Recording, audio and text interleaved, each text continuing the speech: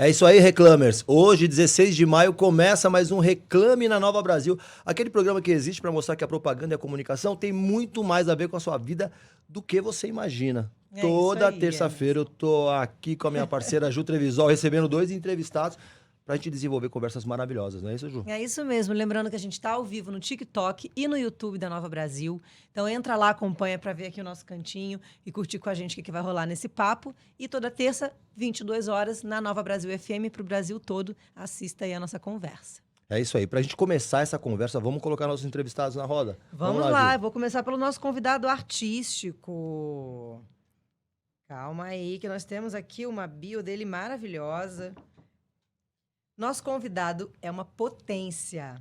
É artista, ator, pai de 3, educador físico e personal, dublador, modelo e está em cartaz com a peça O Vendedor de Sonhos, de Augusto Cury, no Teatro Gazeta, aqui em São Paulo. Seja muito bem-vindo, Matheus Carriere. Muito obrigado. Só muito ele. obrigado. Aí, que legal. Um prazer estar aqui mais uma vez no Reclame. Muito legal agora nesse novo formato, assim, com você. Prazer não te conhecer pessoalmente. Bem-vindo. Que legal. Mais uma vez participando do Reclame. E nesse programa que já tem quantos anos? Mais que eu, daqui a pouco. Reclame no rádio, ele já tem 16 anos. 16 anos, olha que tempão. bacana, né? Então é um adolescente. E Exatamente. reclame como reclame. Tem 20 anos. É isso. Olha que legal. É uma história. Ó, deixa eu colocar o nosso segundo convidado aqui na conversa. Ele que não fica atrás do Matheus, tem uma história muito respeitável nesse mercado de comunicação. Ele é publicitário, começou sua carreira na Ogilvy em 1995 e de lá para cá não parou de crescer e de mostrar sua importância para este mercado. Hoje ele é CEO do Grupo Ogilvy.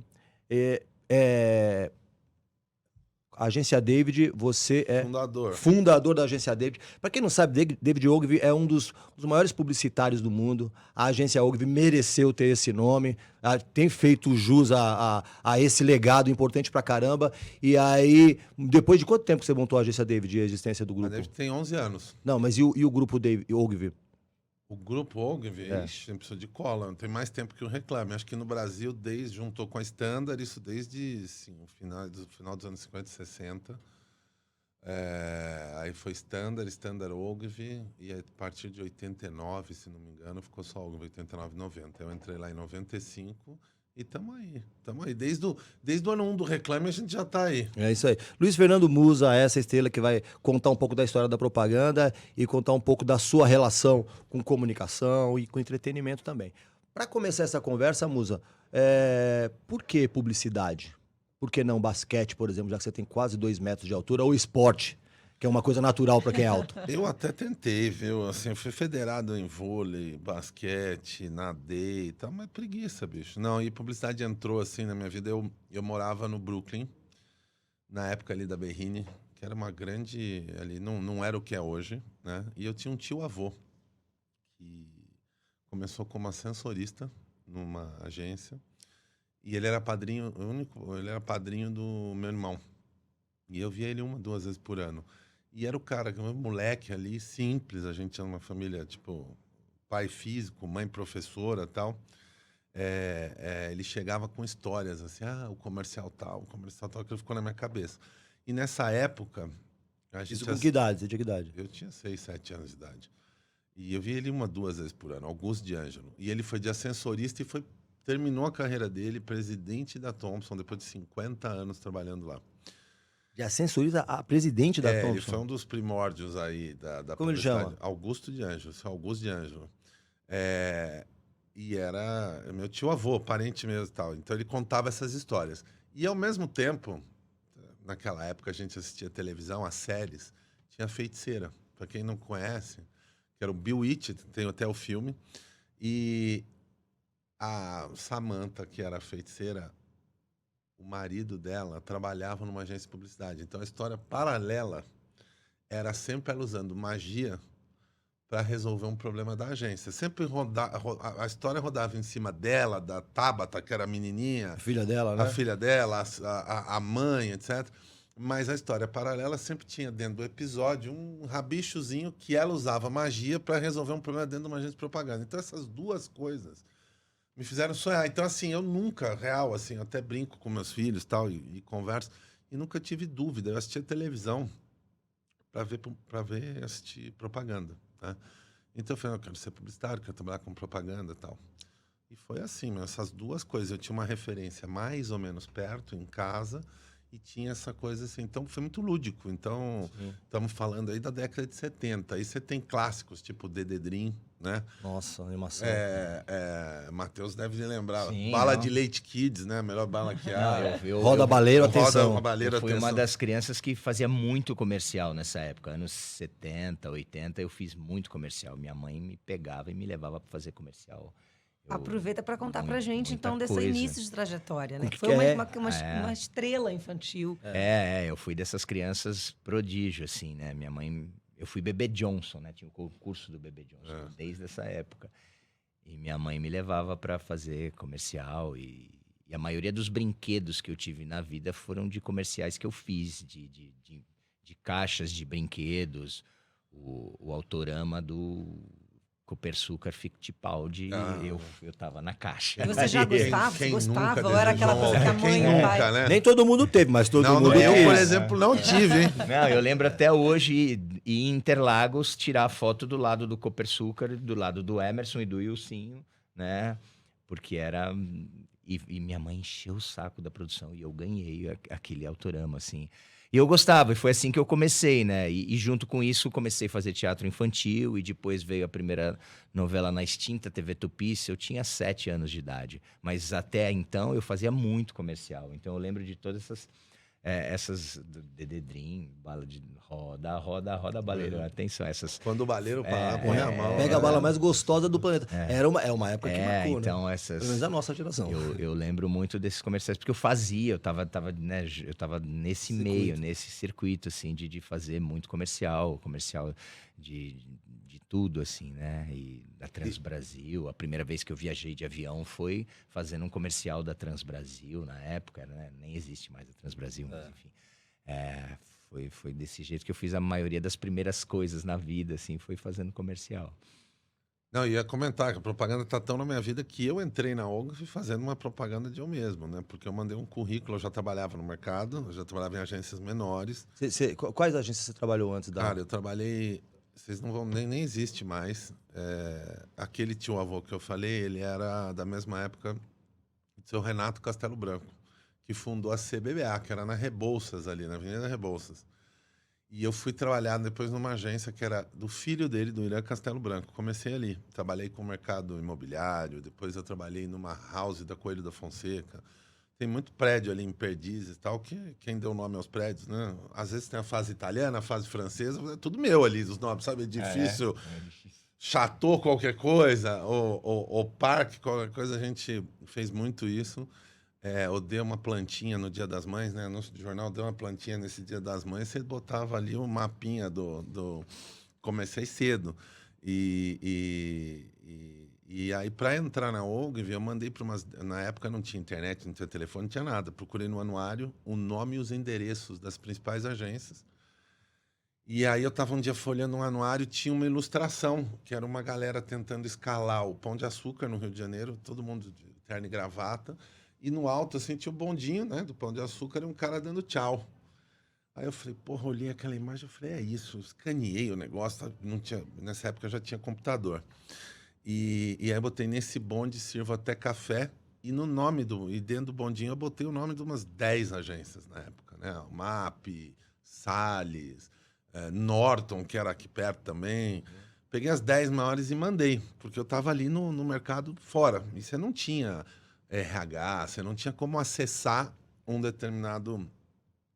Nesse bonde, sirvo até... E a única agência que me ligou foi a Standard, foi até a Angélica Armentano. Falou, cara... Recebi um negócio aqui. Os maiores nomes da propaganda, né? E eu falei, pô, até achei, quando me ligaram, achei que era sacanagem, achei que era pegadinha, algum amigo, alguma amiga que tinha falado e estavam tentando me pegar. E aí, assim, não, cara, eu recebi esse currículo aqui, e aí eu fui lá, a primeira conta que eu trabalhei foi Seminovos Localiza, eu vendia carro usado em classificado de jornal. Então eu fazia lá, anunciava, na época, Kombi, não era nem a Localiza aluguel de carros, era Localiza Seminovos, era venda de seminovos. Comecei assim, meu. Porque às vezes as pessoas olham a gente pronto hoje e falam, tudo foi fácil, é fácil. E não é, as coisas demoram e a gente tem que correr atrás dos sonhos. Então, assim, a propaganda entrou até para me tornar publicitário onde eu tô hoje. E eu acho que uma das coisas que é super importante é isso, né? Eu vim de fora desse mercado, eu fiz publicidade na SPM e tal, mas quando eu digo eu vim de fora, eu vim de um circuito off, assim, não das agências principais, porque naquele momento tinham 10 agências e as pessoas trocavam de emprego entre as 10 agências. Emerson, Ju, Matheus, me diz aí, quem que é bom nisso? As pessoas trocavam posições no mesmo lugar. E eu estava fora. Se tu tá fora, tu não entra, tu não fura a bolha. Então, uma das coisas que eu mais faço é assim, eu até brinco, e é verdade, quer me acessar LinkedIn, Instagram, e-mail, onde for, cara, eu boto na cara do gol lá. Eu peço para alguém do RH falar, porque assim, se eu posso fazer alguma coisa hoje, é dar a chance para alguém que está fora e que está fora dessa visibilidade Facilitar esse processo, né? poder entrar, entendeu? É isso. Eu acho que hoje não tem. Hoje a gente tem facilidades e todo mundo está acessível. Né? O digital é uma delas, você encontra todo mundo no LinkedIn, no Instagram. Exatamente. E você, Matheus, no início, para você entrar, tudo bem, você começou a tua carreira com propaganda, mas para você entrar na televisão, tinha essa bolha, esse clubinho também?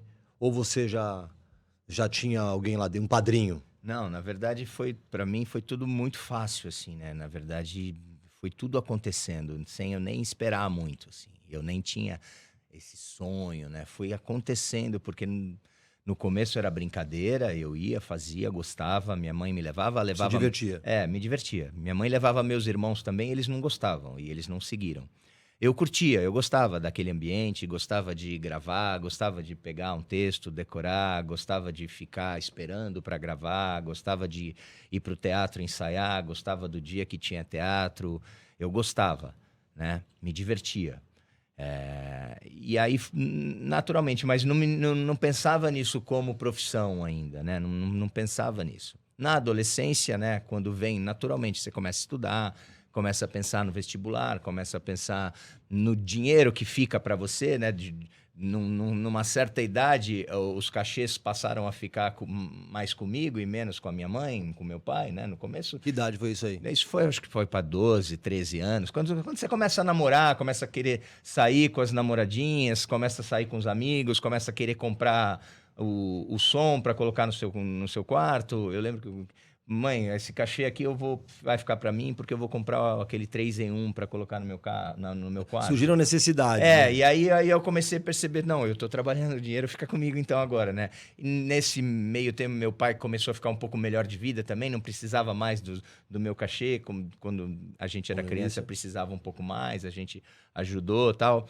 E aí comecei nisso já vieram as novelas, e aí com 17 anos já veio a primeira novela na Globo, eu já vou pro Rio de Janeiro, fui morar sozinho no Rio, primeira vez morando sozinho, já...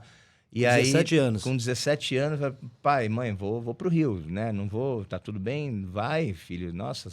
Porque na época, né, eu tinha feito novela na Tupi, a Tupi fechou, fui pra Bandeirantes, né? Na Band fiz Os Imigrantes, fiz Um Homem Muito Especial, tudo, mas... Ainda estava naquela... O sonho ainda era a Globo. Aí pintou a chance de fazer a primeira novela na Globo, que era no Rio. Eu morava em São Paulo. Qual novela? Era Amor com Amor se Paga, uma novela nas 6. E aí, meus pais, minha mãe, desesperada, tudo... não dava para a família inteira mudar para o Rio, e eu já tinha uma independência, a gente já tinha, né, já fazia todos os meus corres sozinhos aqui, né? Meu pai foi a primeira vez comigo só no Rio, me ajudou lá a alugar o primeiro apartamentinho lá, nem foi aqueles que ele viu comigo depois, que eu acabei mudando, mas ele nunca mais foi para o Rio. E aí eu comecei a me virar, e virei gente grande, e aí sim, comecei a perceber que aquilo seria minha profissão mesmo, né? Que aquilo...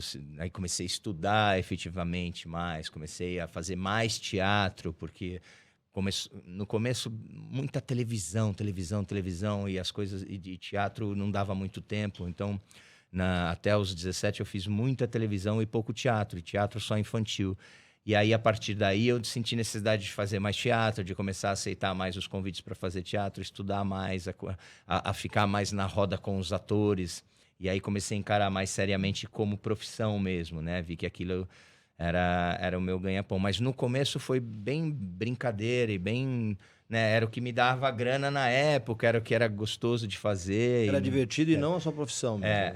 Para mim não. E eu tive muita sorte. As coisas foram aparecendo muito rápida e facilmente. Assim, nunca precisei pedir muito emprego, nunca precisei ir nos lugares para, sabe, nunca.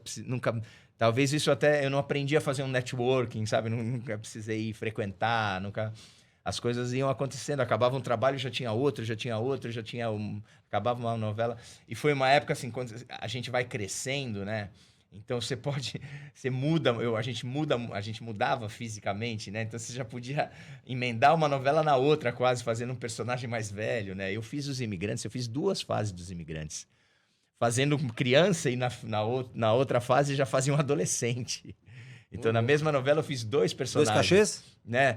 Não, mas 2 fases, uma de Do mesmo personagem? Outra. Não. Os Imigrantes foi uma novela da Band que ficou quase 2 anos, né, no ar. E ela foi passando de época, né? Anos 30, 40, 50, 60. Entendi.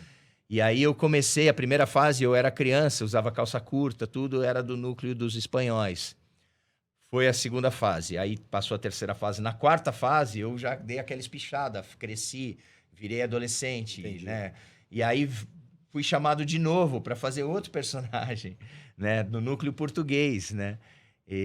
Mas na mesma novela ainda, Os Imigrantes. E ninguém lembrava, porque eu mudei muito fisicamente, rápido, né? Nessa época a gente cresce muito, eu dei aquela espichada passei de criança para adolescente, né? Aí já namorava, já dançava rock and roll, já era anos 50 nessa fase, já tinha cena de beijo, eu era moleque, nunca tinha beijado na vida, já beijei na novela, assim, era engraçado, né? Tem história pra caramba. São histórias, assim, né? A gente está falando de uma geração, né? De uma fase onde o público consumia muito a teledramaturgia, né? Então, eu queria aproveitar e fazer essa pergunta já para os dois, que é essa transição. Então, né, transicionou muito isso. Hoje o mercado de teledramaturgia é diferente, da TV aberta, a gente tem aí os canais fechados, e aí com a chegada da internet. Né? Como que vocês viram essa transição, tanto para o artista, que mudou muito esse mercado de trabalho, quanto para as marcas, o investimento das mídias, né?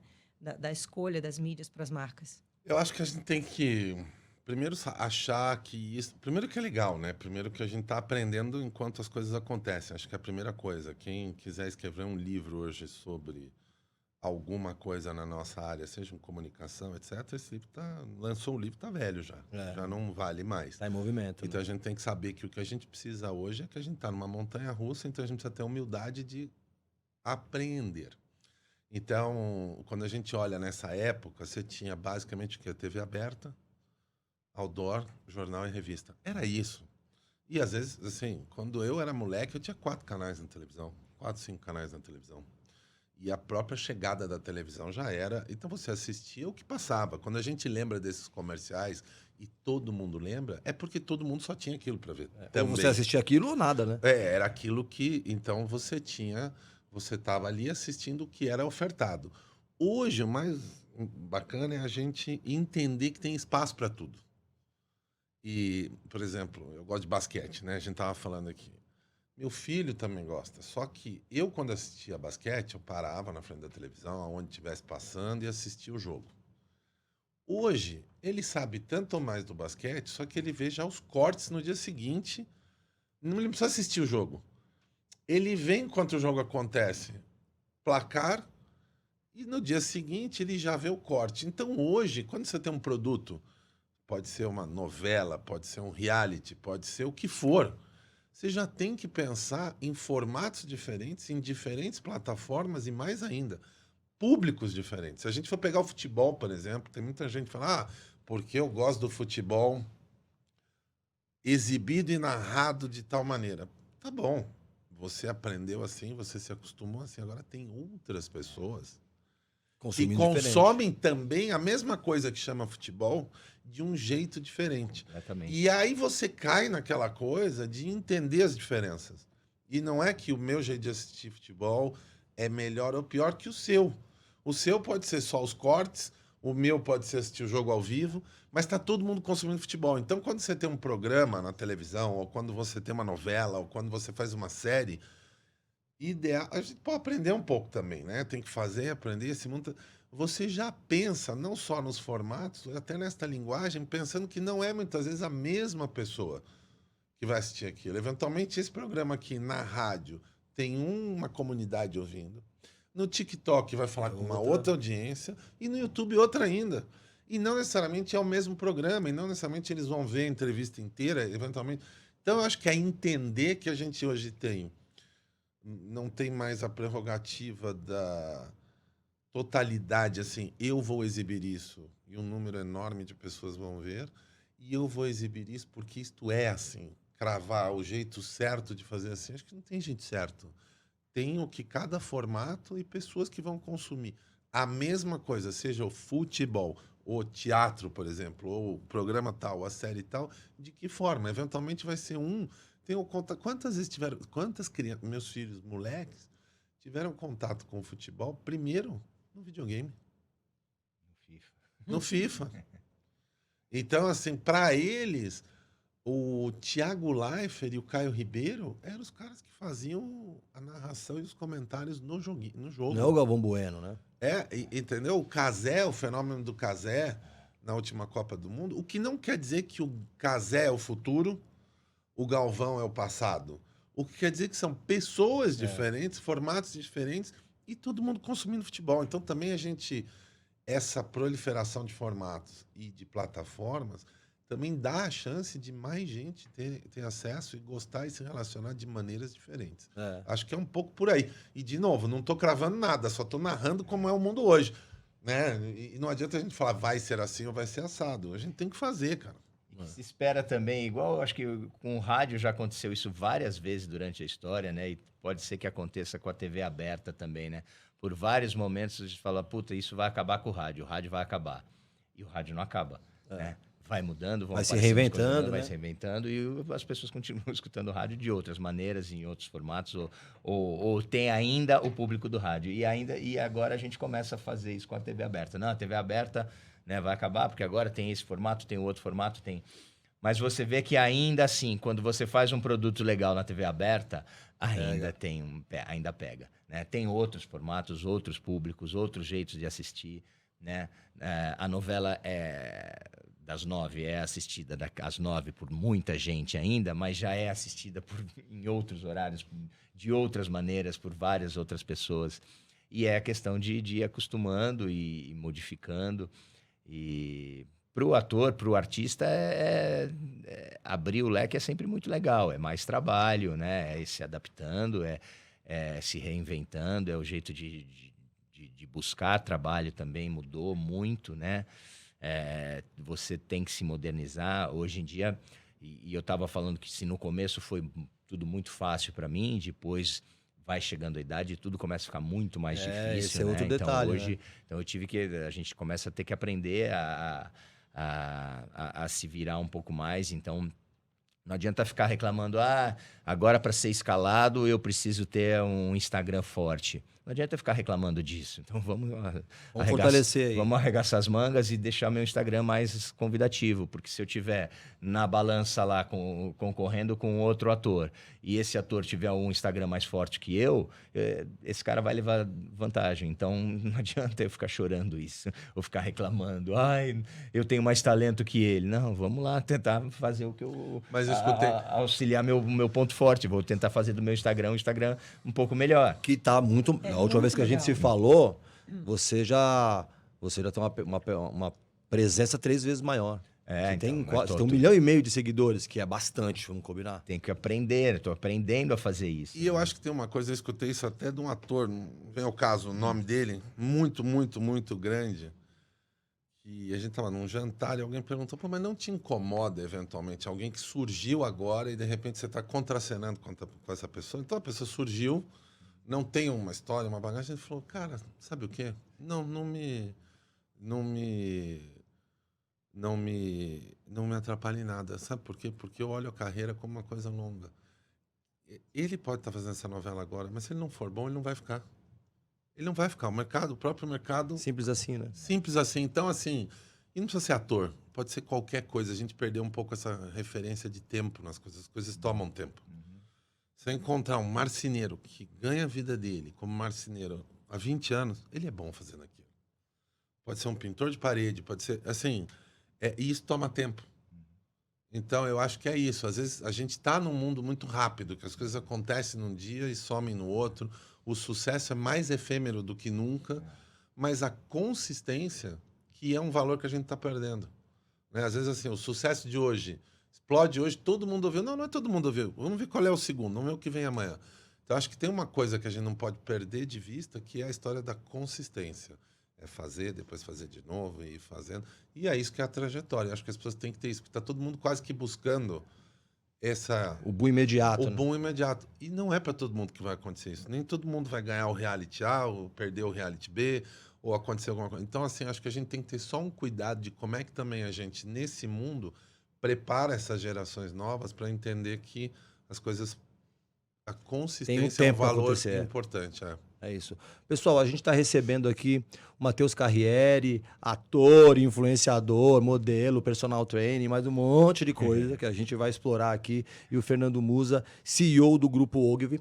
A gente vai para o intervalo e volta daqui a pouquinho. Mas antes vocês vão ouvir... Hoje, 16 de maio de 1929, aconteceu a primeira edição do Oscar. Então, começou o Oscar... num dia 16 de maio. E para comemorar, a gente vai ouvir agora Nem Vem Que Não Tem, do Wilson Simonal, que fez parte da trilha sonora do Cidade de Deus, que foi o filme brasileiro que teve mais indicações ao Oscar. 4 indicações, eu acho que, tecnicamente falando, talvez seja o maior filme que a gente já produziu. E daqui a pouquinho a gente volta e dá continuidade a essa conversa aqui. E para você que continua com a gente aqui no YouTube e no TikTok, a gente separou um recorte, que a gente tá falando de recortes que acontecem em vários, do Matheus Carriere na Tiquititas, em 96, é isso? 96, 97. 96, 97, aí daqui a pouco a gente volta e também vamos falar disso.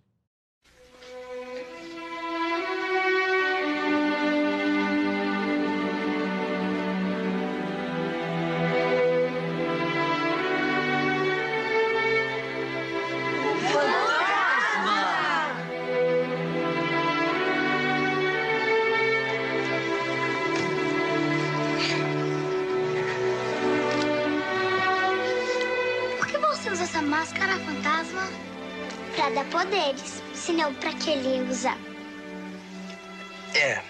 Essa máscara me dá poderes. Mas eu também uso pra esconder uma cicatriz muito feia que eu tenho no rosto. Deixa eu ver como é. Deixa, vai. A gente quer saber como você é de verdade. Olha, eu não sei se vocês devem ver essa cicatriz. É muito feia, vocês podem se assustar.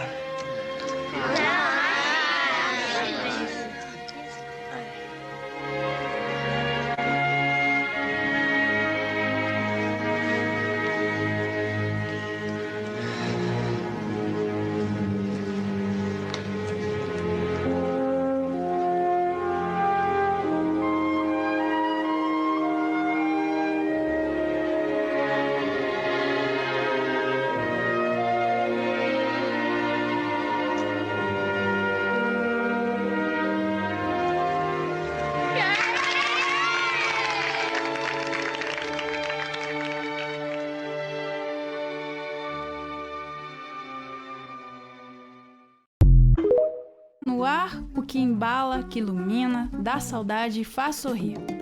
Atenção para novas ideias, imagens e ritmos bem brasileiros. Que tal? Honrar quem ousa fazer diferente, misturar para construir, narrar melodias do Brasil que a gente quer. Novas possibilidades, novos significados. Novas formas culturais, levadas em ondas sonoras. Dentro do bolso. Aplicativo, site, streaming. Tudo junto e misturado. Para tudo que é nosso, nossa identidade, nosso jeito de ser, nosso jeito de fazer. Para tudo que é Brasil.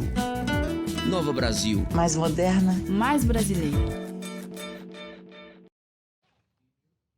É isso aí, Reclamers. Estamos de volta aqui com Reclame na Nova Brasil. Hoje recebendo o Matheus Carriere e o Luiz Fernando Musa, aqui a gente falando de comunicação, de entretenimento, de bastante coisa legal. A gente acabou de assistir no digital um vídeo do Tiquititas e a gente podia voltar falando, Matheus, como foi essa... Você tinha quantos anos quando você fez o Tiquititas?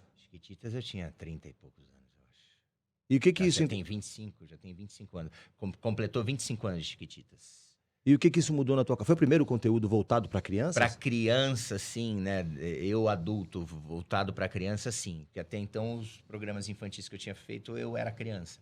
Mas eu, adulto, assim, uma novela infantil com tanto sucesso, assim, Chiquititas, assim, modéstia à parte, marcou uma geração, né?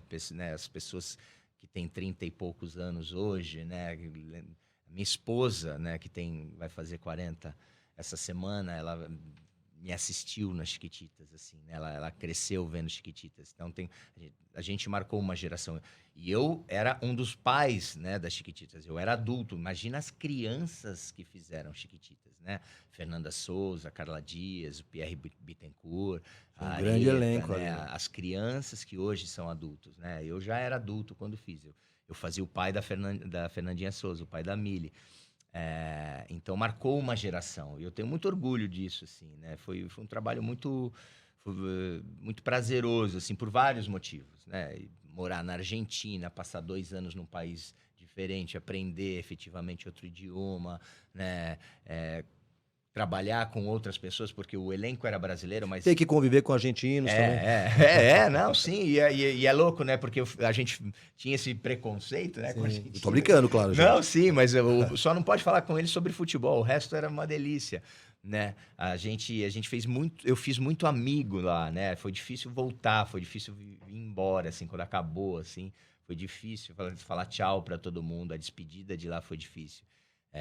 Deu vontade de falar, puta, eu quero continuar. Até porque os atores lá, a classe artística lá é muito mais respeitada, é muito mais valorizada, é impressionante. Não, eu vou te falar pelo salário, assim, né?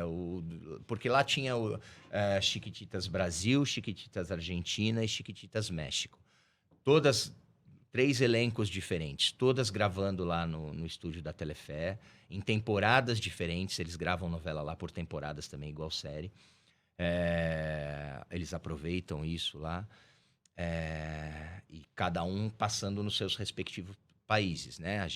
A nossa novela passava aqui no Brasil, Chiquititas México passava no México e a Argentina passava lá.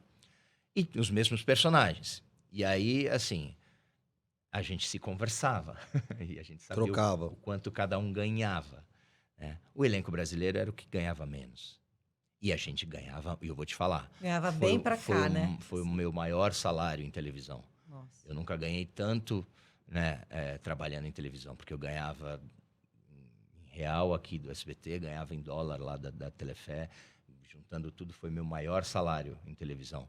Mas mesmo assim, se pegasse o meu personagem lá, quem fazia o Miguel na Argentina e quem fazia o Miguel no México... Eles ganhavam muito mais do que a gente. A protagonista da novela, das Chiquititas, o salário, de cara, só por isso você já vê a valorização, assim, o quanto eles, né, o quanto o ator aqui no Brasil tem que ralar muito, assim, o tempo todo. Tem muito. Né? Então lá eles...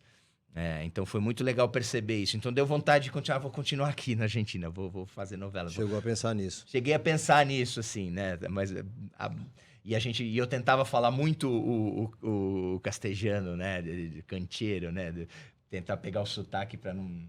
Para ser mais aproveitado. Para ser mais aproveitado, para não ser um brasileiro que né, falando espanhol diferente, né? E foi uma delícia. Eu adorei, cara. Foi uma experiência incrível, incrível. É um grande sucesso, né? Um grande sucesso até hoje. Até assim. hoje. E ver o carinho das pessoas... Hoje, adultas, lembrando da gente, né? É muito legal. Hoje mesmo, na rua, eu passando com o meu cachorro de manhã cedo, veio um cara, um adulto, um marmanjo, veio... Matheus, tira uma foto comigo, eu lembrava de você, o mascarado das Chiquititas, pode ser...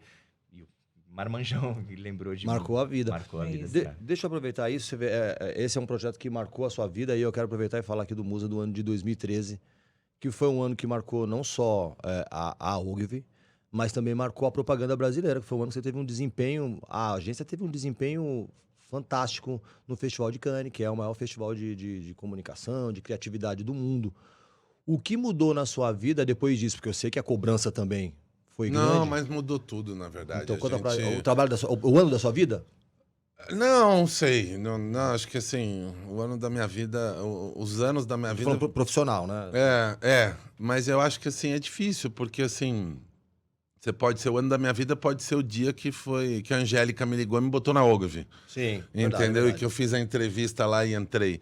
O que eu acho que aconteceu em 2013, a gente já vinha desde 2010, 11, 12, transformando. Na época, eu e o Anselmo transformando a percepção da Ogilvy no Brasil, buscando prêmio, defendendo a criatividade. 2013 foi a primeira vez na história que uma Ogilvy no mundo saiu como a agência mais premiada do mundo do Festival de Cannes. E a gente fez Dove Sketches, que foi também o primeiro titânio do Brasil.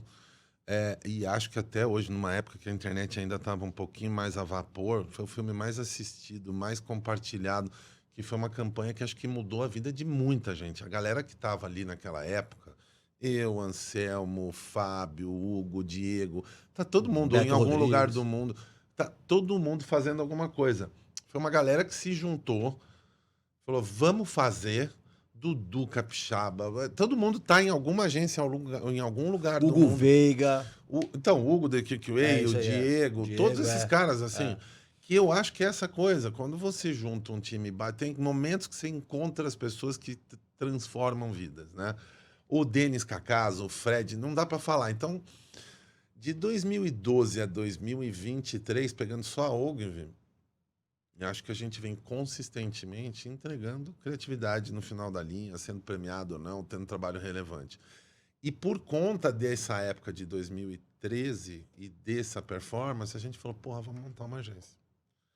Vamos pegar esses valores todos do David Ogilvy e tal. E eu já tinha meio que na cabeça o nome David, ter uma coisa íntima, ter uma coisa menor. Menor, assim, começou menor, mas hoje a gente está em 6 países. A gente está em Buenos Aires, a gente está na Colômbia, a gente está em Miami, a gente está em Nova York e a gente está em Madrid.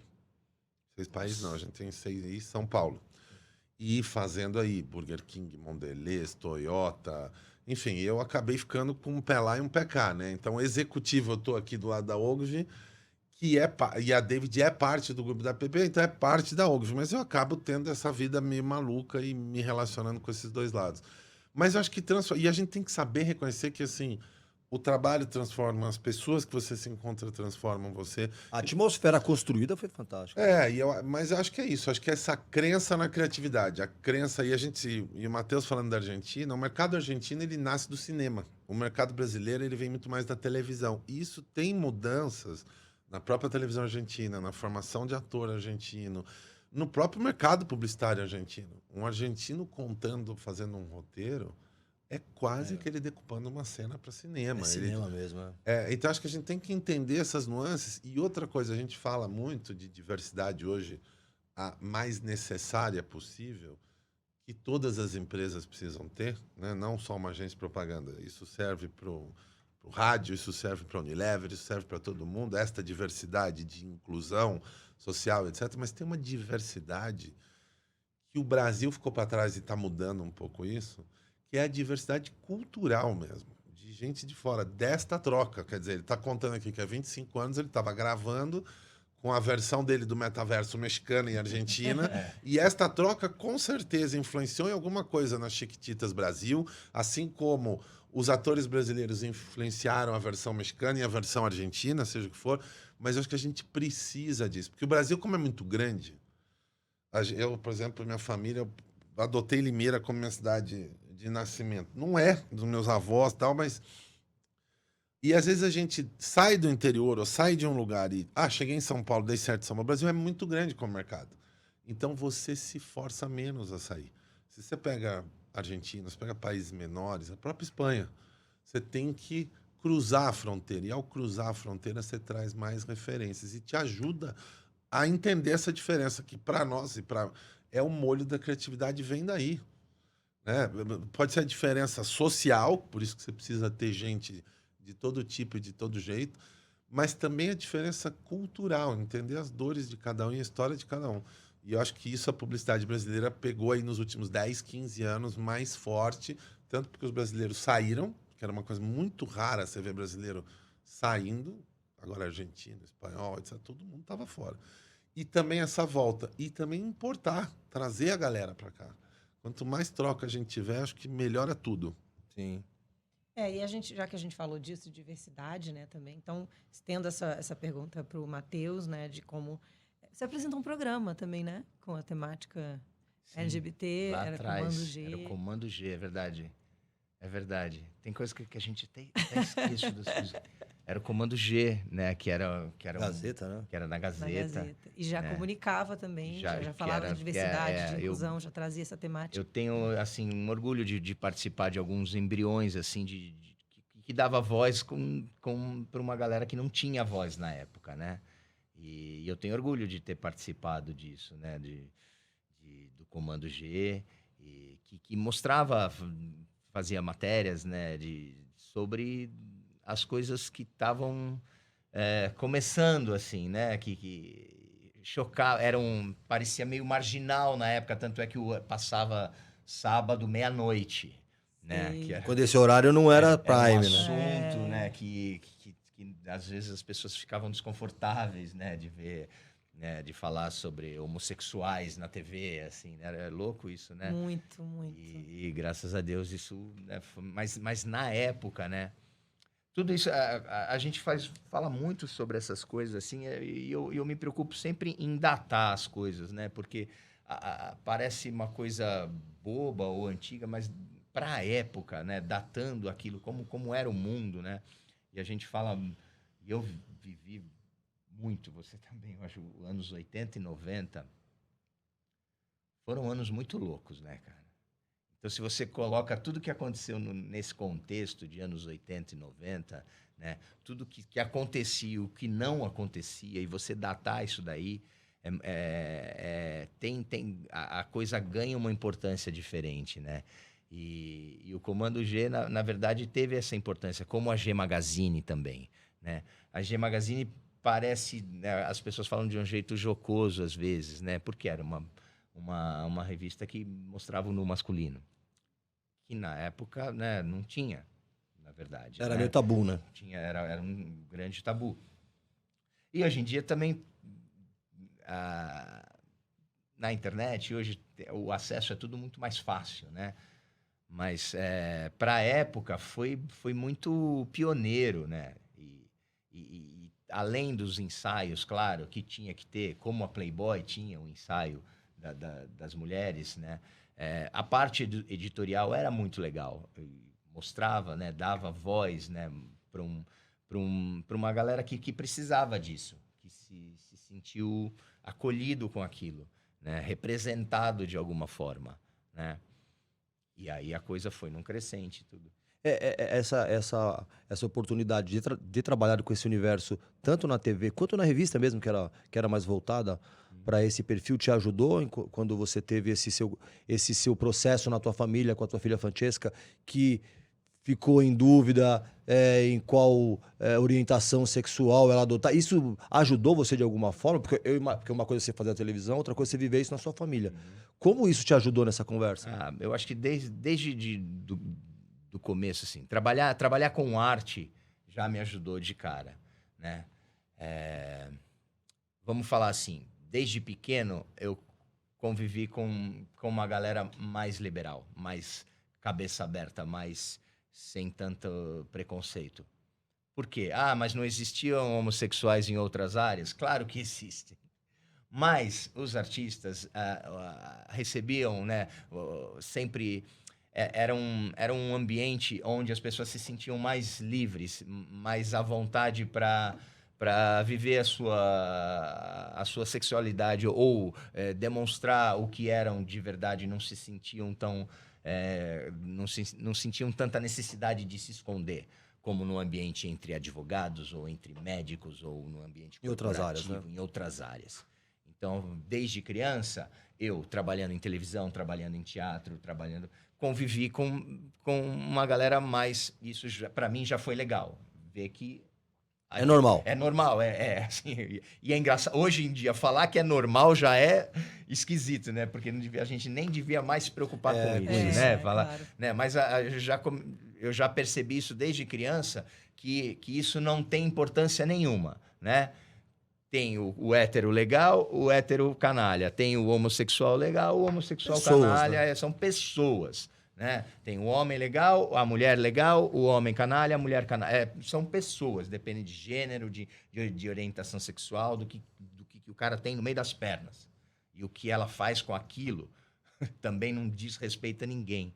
Isso não é importante, não deve ser importante. Né? Claro que num determinado momento a gente tem que se preocupar com a violência que essas minorias sofrem. Estão expostas, né? Né? Mas isso, o legal mesmo é isso não tem importância nenhuma. Né? É quando uma empresa não vai precisar criar uma cota, precisamos contratar homossexuais, precisamos contratar negros, precisamos né? Hoje ainda precisa. Né? Hoje ainda precisa fazer isso, precisa ter uma voz, precisa ter uma representatividade. Mas o ideal mesmo é que daqui a pouco isso não tenha mais importância nenhuma. Né? Legal as empresas ainda é o cenário ideal, né? Mas o cenário ideal é, numa entrevista de emprego, você não precisar perguntar, né? Ou não ter essa necessidade. E aí, respondendo a tua pergunta, e aí, junto com a G Magazine e com esse programa e com tudo, quando chegou a coisa dentro de casa, né? Me fez ver que realmente... E aí, é isso mesmo, Matheus? Tudo que você falava no teu discurso. E eu vi que é mesmo, né? Ter as minhas filhas, uma nova geração que já vem aí muito... Os adolescentes de hoje vêm com uma cabeça muito melhor com relação a isso, de aceitar, né? Eu vejo assim... Claro que eles ainda têm a galera do bullying, mas eu vejo que é uma geração que aceita mais meninos gostar de meninas, meninos gostar de meninos, meninas gostarem de meninas e tudo bem gostar dos dois e tá tudo certo. Então, me fez entender e perceber que realmente é isso que a gente tem que fazer enquanto pais, né? Acolher, dar amor, dar o direcionamento, porque tem essa função ainda do pai, né? Não é o oba-oba. Isso não saiu de moda, né? Não saiu de moda, né? Somos responsáveis por eles, sim, né? Nós somos os adultos, né? Nós damos o amor e dando limites, estamos dando amor, mas vamos nos preocupar com o que é realmente importante, né? O que é importante. E aí cada um tem o seu crivo de valores ali, né? Importante é ter caráter, importante é ter um coração bom, importante é tomar as atitudes, né, de um jeito correto. Que não vá prejudicar ninguém, que não vá se prejudicar, né? E com amor, porque, né, vivemos em família, vivemos em sociedade e a gente tenta fazer isso. Então não dava para chegar e enfiar os dois pés no peito dela e falar, não vai, não quero, isso vai ser difícil. Não, vamos lá, vamos junto. É um problema seu, é um problema meu, e daqui a pouco, tomara que não seja um problema mais. E eu acho que foi a melhor coisa que podia acontecer para ela quando virou ele, né? E agora voltou a ser ela. E com todo cuidado, com acompanhamento psicológico, com tratamento, a gente precisa de ajuda. Buscar ajuda é sempre fundamental. Existem profissionais muito legais para te ajudar nisso, né? Ginecologistas especialistas nisso, terapeutas prontos para, né, para te ajudar nessa parte, porque às vezes a gente mesmo não sabe, né? Não sabe como lidar. Não é fácil, né? E eu tinha um certo preconceito assim com terapia até, né? E aí, junto com isso, veio o Vendedor de Sonhos, fazer uma peça do Augusto Cury nesse turbilhão. Foi bem na época, assim, a gente faz o Vendedor de Sonhos há 5 anos, né? E a gente começa a perceber que as doenças da mente, os problemas da cabeça são tão ou mais importantes que os problemas do corpo, né? Só que a gente não achava isso antigamente. Parecia frescura, né? Você entende uma pessoa que está com câncer, mas você não entende uma pessoa que está deprimida. Ou pelo menos não entendia. São doenças tão graves quanto, né? Mas você se consterna com uma pessoa que está com câncer. E às vezes você não se consterna com uma pessoa que está com crises de ansiedade, com pânico, com depressão e tentativa de suicídio. Que no caso pode te levar à morte da mesma forma, né? Então... E é a cabeça que vai comandar. E tem tratamento, né? E não é vergonha nenhuma buscar ajuda. A gente está chegando na parte final do programa e é justamente o momento que a gente fala um pouco de autoconhecimento, que é quando a gente abre espaço para a gente entender melhor vocês e até vocês mesmo, que está falando de terapia, até de vocês também se entenderem. Então eu vou perguntar primeiro para o Musa, depois a gente estende para você. Musa, quem é você hoje? A gente contou um pouco da sua trajetória, de como começou o seu trabalho, da sua família, das referências para você chegar aqui. E no decorrer da sua vida, você teve família, você casou, você tem filhos, você é um empresário, você emprega, você é responsável por um monte de gente, sabe? Por ajudar um monte de gente a montar sua família também. Quem que é o Musa hoje que a gente não viu, por exemplo, na premiação, na lista, por exemplo, da 40 Over 40, ou que a gente não viu em Cannes? Quem que é o Musa que ninguém sabe e que talvez você tenha conhecido agora? Cara, eu sou uma pessoa comum, bicho. Sabe o que eu busco? A paz. Acho que a melhor é paz. E quando você está em paz, você está em paz se você está seguindo a sua orientação sexual e respeitando a do outro. Você está em paz se você está cumprindo aquilo que é para você e não desejando o que o outro está fazendo, a sua jornada, porque assim... Então, assim, cara, eu acho que o melhor me define hoje, eu acho que, assim, é tentar criar pontes, e aí eu penso muito nos meus filhos, que é esse papel de pai mesmo, tenho 3 também. Que idade eles têm? 18, 16 e 6. 2 meninas, uma em 3 cada fases ponta. diferentes. Completamente diferente. E ter a humildade de não importa o que eu fiz, importa...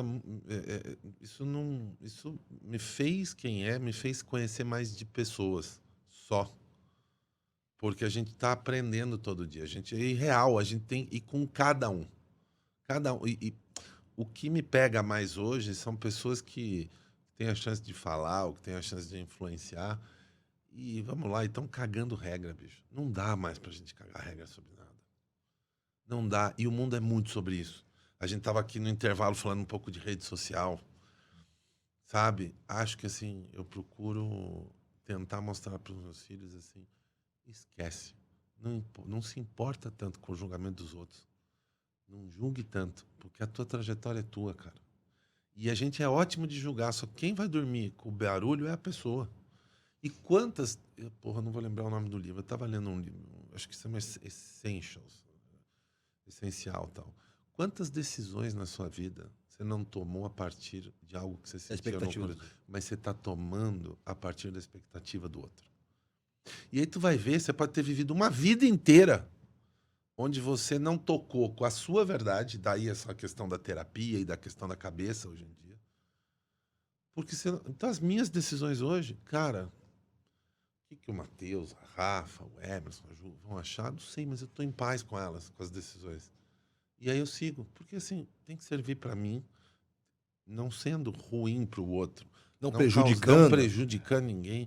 E eu acho que é isso, a gente estereotipou demais a felicidade, a gente estereotipou o sucesso, a gente amplificou isso e joga na cara das pessoas o tempo inteiro. O sucesso é... Não, o sucesso dele, para ele é isso. O seu pode ser outro. O seu pode ser não ter nada e passar na beira da praia. E tá tudo bem. O problema é quando alguém julga. Então eu acho que assim, eu hoje sou esse cara... E a gente falou, acho que a idade tem a ver com isso. Maturidade. Coisas que você viveu, casou, separou, teve filho, problemas que você lida, é como a gente... Problema todo mundo tem, e todo mundo vai ter. É como a gente lida com os problemas. Acho que esse é o segredo. E a gente não está buscando a felicidade ou a ausência de problema. A gente está buscando a paz. Eu acho que é isso. Eu sou um cara que procuro, em cada relação, trazer um pouco isso. E para minha vida, aqui a Siri está falando, trazer um pouco... A Siri está falando, lembra de mim. Tocar nesse lugar de paz, entendeu? E sabendo que a vida é isso. Tem uma outra frase boa só para encerrar, né? A vida, perguntaram para eu vi um vídeo desse qualquer que você tá... Motivação. Não, você tá na internet, perguntaram para uma entrevista gringa até. O cara perguntou, o senhorzinho lá tinha 97, 98 anos, falou, porra, o que é a vida? Você que tá aí com 98 anos. A vida são 2 lágrimas e um sorriso. O que eu aprendi na vida depois de 96 anos é isso. Você vai chorar e vai sorrir, as coisas são assim. Então é isso, cara. É meio isso. Eu sou meio que isso aí. E enquanto isso, a gente vai enganando, falando de pessoas. Porque quando a gente fala de comunicação e de criatividade, Você está falando com pessoas e sobre pessoas. Demais, Fantástico. demais. E você, Matheus? Tão pluralizado dentro de tudo isso, né? Artista, pai, personal, que você trabalha também atualmente como personal, né? Eu não trabalho como personal, na verdade. Todo mundo pensa assim, eu não tenho esse perfil do personal, mas eu sou educador físico. Eu dou aula de ginástica ainda, eu dou aula em grupo, eu dou aula de bike. Eu me especializei nos últimos anos no bike indoor, no popular spinning. Eu dou aula num estúdio de bike. Eu não tenho esse perfil do personal, porque todo mundo acha que eu sou personal, assim, mas não tenho.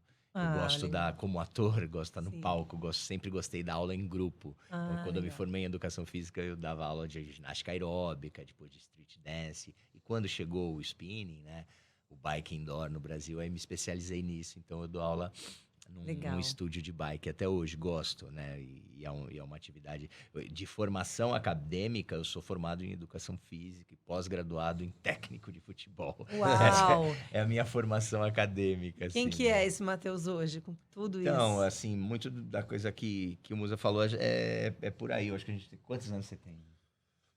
50. Então, eu fiz 56, né? A idade né, para algumas pessoas chega e te deixa assim um pouco mais tranquilo com relação a isso, de querer paz, né? De entender a tomar as decisões de acordo com aquilo que você quer e não se preocupar tanto com o que as pessoas querem de você ou com o que as pessoas imaginam, né? Porque a gente passa muito tempo fazendo o que as pessoas querem que você faça, o que as pessoas esperam que você faça, né? E aí você começa a perceber que talvez esse não seja o caminho ideal, né? E é isso que eu também tento passar para os meus filhos. E a gente está nessa fase muito perigosa de rede social, sim, para eles. Porque isso afeta muito, né? Afeta a gente, imagina eles, né? E eu percebo o quanto afeta os nossos filhos isso. Rede social e essa ostentação e essa coisa de parecer que a vida é tão legal e que a vida de todo mundo é tão legal e que ninguém tem problema e que só é legal se for desse jeito. Eu acho que a rede social ela pasteuriza isso que o Musa falou, que as pessoas querem decidir a sua vida e muitas vezes você toma atitudes para agradar os outros. E a rede social é um tiro de canhão nesse tipo de cobrança, né? Então chega uma hora que não é tanto ligar o foda-se, mas o tempo todo, né? Mas um pouco, sabe? Deixa eu fazer o que o meu coração manda, o que eu quero fazer, o que eu quero fazer agora. E eu acho que eu já tenho um certo discernimento para saber o que é melhor para mim, né? Dentro daquilo que você falou também. Não vou prejudicar ninguém, não vou sair, né, dando tiro para todo lado, não vou querer fazer mal para as pessoas, porque acredito que tem uma índole boa. Mas vou buscar o meu caminho e a minha tranquilidade. O que é bom para mim pode não ser bom para todo mundo. O sucesso, né, para mim pode ser uma outra coisa, né? As minhas ambições podem ser muito menores do que tudo isso que está aqui, né? Não que você não possa ser ambicioso, possa ter sonhos muito altos, mas nem todo mundo vai chegar lá. Nem todo mundo quer chegar lá, nesse lugar tão alto, né? Eu adorava uma música do Traje a Rigor, que era o Terceiro. Porque ele fala, terceiro, oba, oba. Ele enaltecia o terceiro lugar, não era nem o segundo lugar. Né? Eu gostava muito do Traje quando era moleque. E é assim, as pessoas querem, o primeiro lugar só vai ser mas tem toda uma outra gama lá embaixo, assim, que pode estar feliz também. Feliz que também é importante. Que também é importante, que é o segundo lugar, que é o terceiro, que é ter competido, que é ter conseguido chegar perto, sei lá, qualquer coisa. E as pessoas só é legal se for o primeirão, se for o melhor, se for o the best. E aí no mundo corporativo, eu vejo, a minha esposa trabalha nesse mundo, às vezes eu vejo, não, você precisa ser o melhor, você precisa, às vezes, pra quê precisa ser o melhor? Você pode ser bom naquilo que você pode estar feliz, você pode fazer uma coisa legal, bem feita, mas talvez tenha alguém que faça melhor que você e tá tudo bem. A história dessa pessoa é outra, as vivências dessa pessoa foram outras, né? Então tá tudo certo, você não precisa ficar deprimido por causa disso, né? E aí é É por aí, querer paz. Tem uma frase da Clarice Lispector que eu amo, que diz: até cortar os próprios defeitos pode ser perigoso. A gente nunca sabe quais defeitos sustentam o nosso edifício inteiro. Né? Então, acho que a gente aproveitar essa aula aqui de maturidade, de história, de consistência, em ramos tão diferentes, para que a gente possa se acolher os nossos fracassos, amar as nossas vitórias também e caminhar em busca de ter paz, equilibrando aí toda essa transformação que a gente vem vivendo das últimas gerações para cá. É isso. Bom, essa conversa foi gostosa, foi ótima. Eu achei, pelo menos. A gente acaba o programa nesse clima de autoconhecimento, de autoaceitação também. A gente acaba em paz o programa. Exatamente. É isso. A gente acaba esse programa em paz. Eu agradeço muito a tua presença, Matheus. Foi ótimo. Musa demorou, mas aconteceu. Muito obrigado pela contribuição de vocês. Espero que vocês tenham se divertido como a gente. Sempre. Tá em cartaz, fala pra gente. O Vendedor de Sonhos, maio e junho no Teatro Gazeta, julho e agosto vão para o Rio de Janeiro no Teatro Vanucci, o Vendedor de Sonhos, do Augusto Cury. A gente espera vocês sábados às 20 horas. E pessoal do Rio de Janeiro, em julho e agosto a gente vai para aí. Maravilha. Vá ao teatro, vamos fortalecer isso. nossa cultura, gente. Musa, quem quiser fazer parte da história da Ogilvy, como é que a gente faz? Ou da David? @LFMusa no Instagram, ou fernando.musa@ogilvy.com, ou sei lá, e tô aí, sou fácil de achar e eu dou um jeito sempre de botar alguém na cara do gol. Não tô prometendo emprego pra ninguém, não é isso não. Mas a ponte pra ir lá e falar, tô sempre aí, eu respondo todo mundo. E Cannes está chegando, a gente se vê por lá? Temos expectativas? Acho que não. Acho que não.